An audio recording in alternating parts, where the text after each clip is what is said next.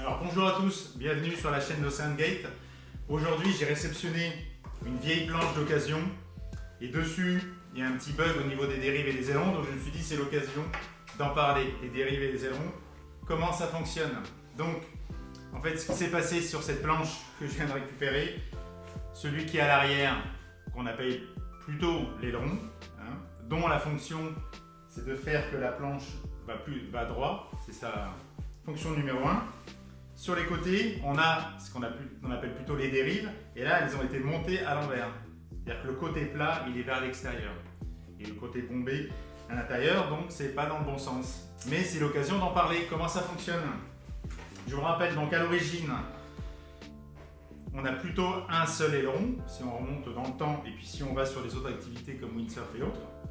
Mais quand on est dans des vagues assez creuses, ou quand votre planche, ou quand l'aileron il est pas assez grand et autres, votre planche elle a tendance à déraper, à partir sur le côté. Donc qu'est-ce qu'on a fait? On s'est dit on va aller rajouter des petits ailerons de chaque côté, voilà, qui vont empêcher la planche de glisser d'un côté ou de l'autre, donc qui va empêcher la planche de dériver. Donc c'est pour ça qu'on appelle ça des dérives.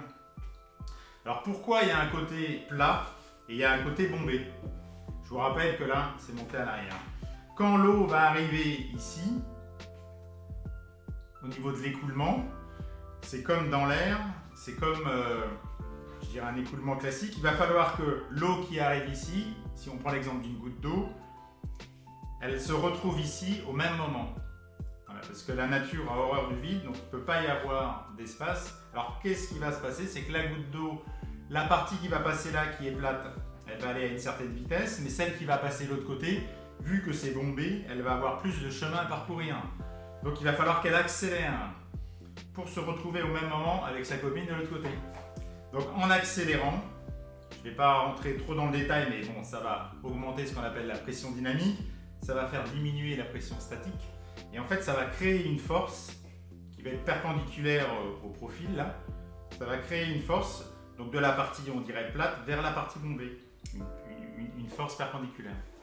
Donc là, votre surf, si la dérive était montée dans le bon sens, ça créerait une force qui va vers l'extérieur. Donc je vous montre tout à l'heure sur le panneau qui est sur OceanGate, là, sur lequel il y a une belle vague, je vais vous montrer précisément ce que ça donne, quel est l'intérêt. Voilà.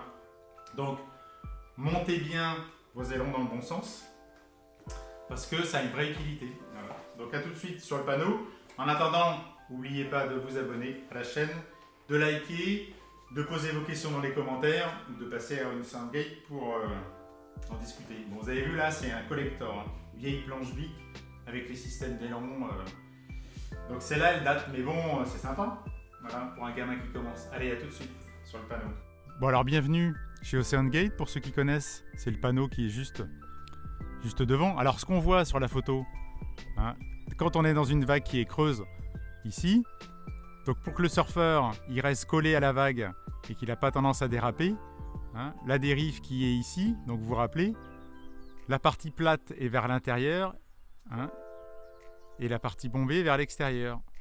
Donc la partie bombée qui est ici, donc ça va créer une force de la partie plate vers la partie bombée, donc du coup sa planche elle va tendance à être collée à la vague, et donc ça va l'empêcher, notre cher jeune homme, ça va l'empêcher de glisser dans la vague, de déraper, ou en gros de dériver. Donc voilà. Alors pour ceux qui ne connaissent pas, je vous rappelle que c'est Andy Iron. C'est une vieille photo. Andy, il est mort, il me semble, dans les années 2010. Je crois qu'il est mort d'une overdose. Donc sa planche n'a pas dérapé, mais lui un petit peu. Bon, voilà. Alors, comme je vous le disais tout à l'heure, si vous voulez souhaiter plus d'infos, n'hésitez pas. Allez, ciao.